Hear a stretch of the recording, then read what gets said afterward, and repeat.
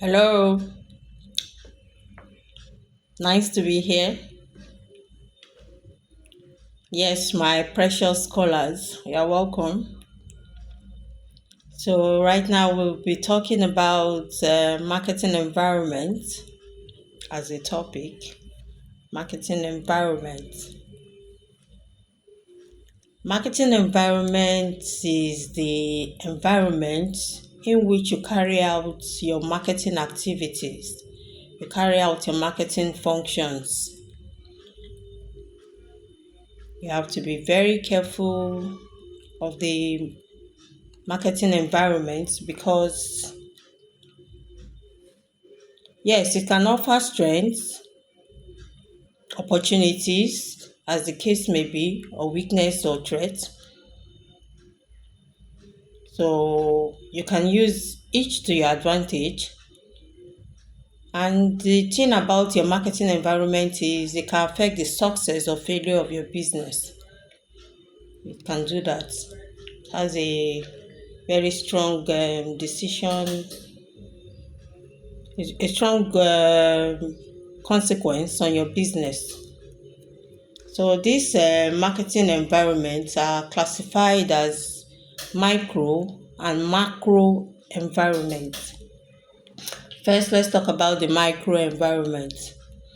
These are also referred to as controllable or internal. So they can be used interchangeably.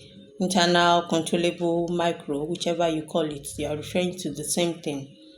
These include factors or variables such as staff, customers, competitors, suppliers, resources. Yes, you have control over all this. They are internal. You have control over them. You have control over for staff, who you interview, who you recruit, the kind of organizational culture that takes place in your company or organization. As regards customers, you have a control over how to get information from your customers, the kind of how you get feedback from them, the kind of relationship you have with them, how to transact business with them. You have a control over that. You have a control over your competitors. Yes, you can decide to imitate them, or better still, to propound new or better ways of doing things, whichever way, promotion, pricing, either way, distribution channel. You can decide to follow suit on their example or have a new innovative way of doing things. You have a control over that. Then your suppliers too, you have a control over who supplies you materials, raw materials, who your suppliers are. And then resources too, you have a control over that. You have a control over the kind of machine you use for production. You can decide to get your machine through lease, through direct purchase, as the case may be. Whatever you decide is your decision. You have control over that. You have control over the kind of materials you use, how you source for your materials. You have a control over that. You have a control on how you get your finances. You can loan, get money from family and friends, get money from financial organizations, or even use personal resources, personal money. Whatever way, you have a control over that. So that's why they are referred to as controllable. They are referred to as internal and micro. So next we'll be talking about the macro variables. The macro variables, these are also known as external or uncontrollable. These variables or factors are beyond the control of the organization, so you have to tread softly.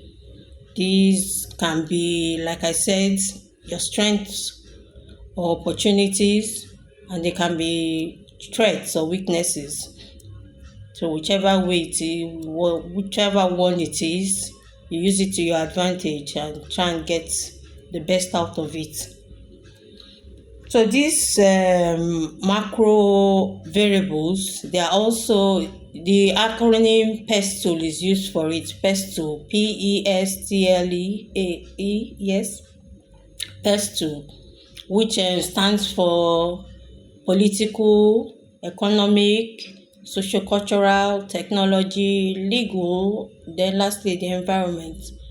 So let's talk about this one at a time, because they are beyond your control and can affect the success or failure of your business. So number one, let's talk about political. These are rules, regulations, policies, laws the government of the land makes as regards different sectors of the economy, different industries in the economy. So you have to know, keep abreast with these rules, these regulations, how they affect your business. You have to know what your government wants you to do, what they do not want you to do. You have to know what they say about certain materials, what they say about how you source for materials. For instance, the government may declare some goods or ban some goods if they say they are illegal. If this is the kind of business you are partaking in, then you are doing something illegal, like the sales of items such as marijuana, cocaine. All these substances are viewed as illegal. If you sell such, you probably might end up behind bars in jail. So you have to be careful. The government at times may ban some items. So you have to know, what is the government saying about my business? What does the government say about how I carry out my business? So these affect your business to an extent. And then we have economic. This deals with factors or variables such as inflation rates, interest rates, employment level or unemployment, purchasing power, taxes, income rates, foreign exchange. So all these to have a say over your business. You have to know, for instance, what the purchasing power of the people in your environment is. So you know how to set prices, what to do to encourage them to buy, what to do to attract their interest. And when interest rates too goes up, this affects how people will source for funds. For instance, if the bank or financing houses have high interest rates, this may discourage people from loaning from them, and they may not have resources to carry out business, to do business. So you have to look at these factors. What are these factors that can affect my business? These two can affect the success or failure of a business. For instance, if the interest rate is too high from financial houses, this will affect how people source for funds and get money. So it has a cyclical effect on their production process and all that. Then number 3, we have socio-cultural. Yes, these are norms, values, lifestyle, even religion of people in your environment. These are things they hold steadfast to. It has an effect on their perception, on their values, on their morals and things like that. So you have to know what the culture of the people or their traditions say about your business, about what you intend to sell. Even it affects things like packaging, because things like color, to some religion, they have some colors that they feel are unholy. And the items such as pork, for instance, in the northern part of Nigeria, this is viewed as unholy. For instance, you want to sell food or a restaurant that has to do with sales of pork. If you open in such areas, definitely your business is dead at sight. So you have to know, what do their religion say about my products? What does it say about my package? What does it say about my brand name, my brand? So things like that. You have to know socio-cultural values of people and what they want and what they do not want. These two can affect the success or failure of your business. Then another factor is technology. Technology is ever evolving. New, better ways are being propounded to do things. New ways are developed, new things are developed. For instance, there was a time if you want to watch a movie, you have to buy one big box and play a cassette on it. That's gone out of vogue. Now with your phone, you can tune into Netflix and watch a movie. So things are always evolving. So as a business organization, as a entrepreneur, whatever you are, you have to know what's the latest, what's the latest fashion, what's the trend, what's the latest way of doing things, and then what products is my products attuned to this. You have to get products that are technology compliant, otherwise you'll be rendered obsolete. So you have to know, what's the technology, what's it saying about my business, technological advancement, what's it saying about my way of doing things, my production process. Am I using machines that are outdated, that are not that is affecting my efficiency? So you have to be compliant with technology. This affects the success and failure of your business too. And then we have legal. These are associations, institutions, bodies, agencies that are recognized by the government. They are given the legal right to make policies, to make rules and regulations too, for sectors in the economy, for different industries, on how they carry out business, on how they perform their functions. At times they even set price, give standardization, like things like that.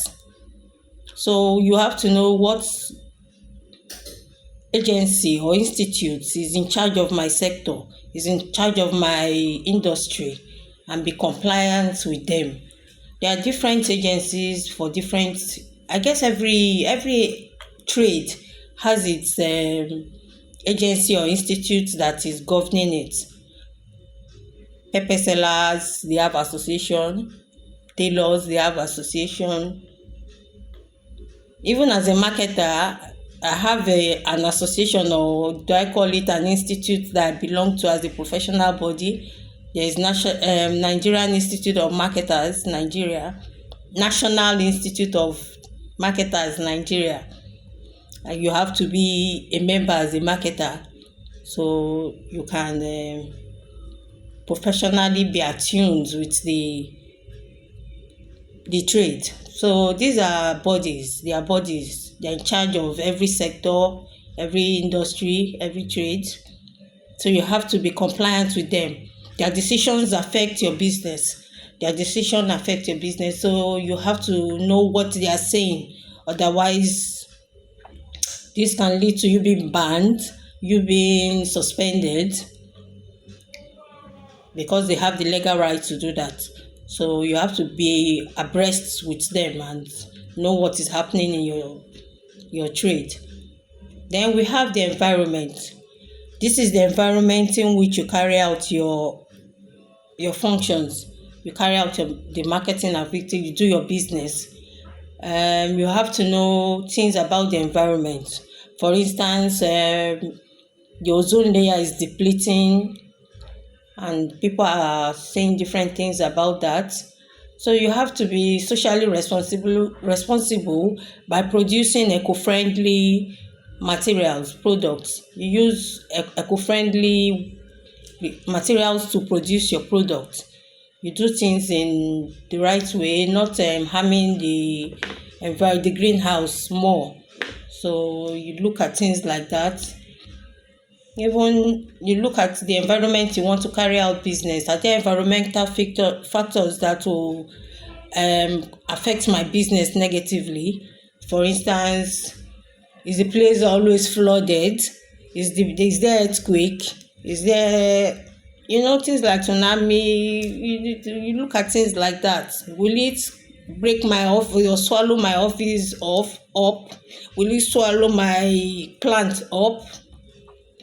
So you look at the environment. So these are basically what affects success and failure of business. So we've spoken about the internal factors and the external factors. So as a organization or business owner, you should know how these factors affect your business. You should know each one individually so that your business does not fail. Instead, you will use them as strengths or opportunities to develop more and make more profit. So you should be abreast with all this. These are the marketing environments. So that is it with the topic, marketing environments. So thank you for being here. That's it for today. We'll see you some other time. God bless you.